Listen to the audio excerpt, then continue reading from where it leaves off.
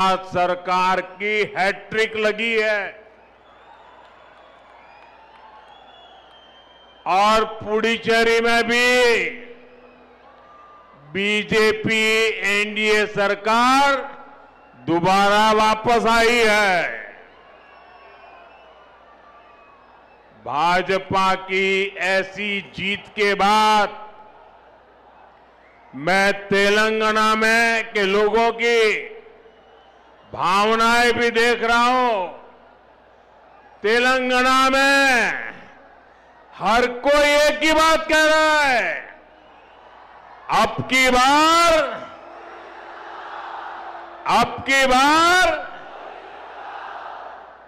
की बार तेलंगाना में भी। साथियों, भारत में हर साल किसी न किसी राज्य में चुनाव होता है। कोई हारता है, कोई जीतता है, और ये लोकतंत्र में बहुत स्वाभाविक है। ये लोकतंत्र का अनिवार्य हिस्सा है। लेकिन साथियों, बंगाल में बीजेपी की विजय का जितना उत्सव देश में है, जितनी चर्चा दुनिया भर में हो रही है, वैसी चर्चा पहले किसी जीत पर नहीं हुई है।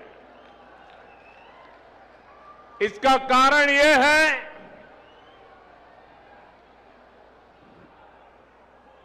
कि बंगाल में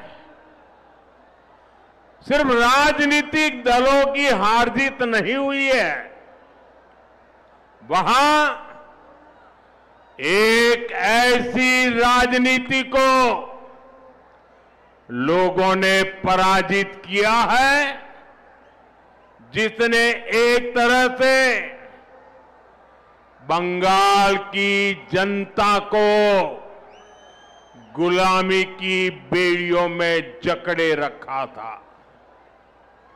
साथियों, इस देश में कांग्रेस ने करप्शन को बढ़ाया,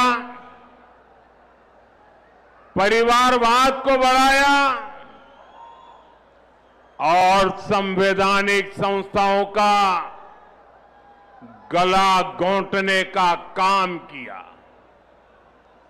जब टीएमसी बनी तो उसने कांग्रेस से ये सारी बुराइयां सीख ली।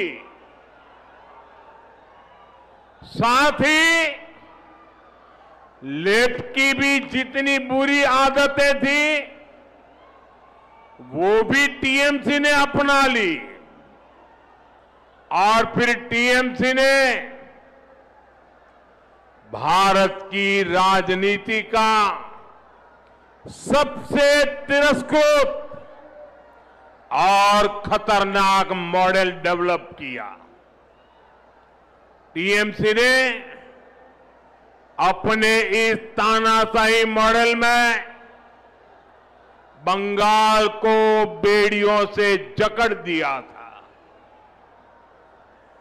अभी बंगाल की जनता ने राजनीति के ऐसे भयावह तानाशाही मॉडल को पराजित किया है, और इसलिए पूरे देश में उत्सव है। ऐसा लग रहा है जैसे बंगाल के लोग बरसों के बाद अब खुले में सांस ले रहे हैं। साथियों, एक समय था जब दक्षिण से लेकर पूर्वोत्तर तक बीजेपी को हाशिए की पार्टी माना जाता था, लेकिन आज भारत का जनमानस बता रहा है, विचार अगर राष्ट्र के लिए हो तो उसकी हुंकार को कोई सीमा रोक नहीं पाती।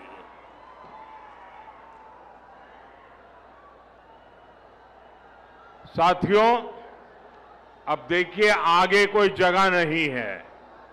आप तय कीजिए कि आप वहां खड़े रह करके शांति से सुन सकेंगे कि नहीं सुन सकेंगे। आप आगे आने की कोशिश मत कीजिए। आप वहां पर रुकिए कृपा करके, और ये जो चित्र वाले हैं उन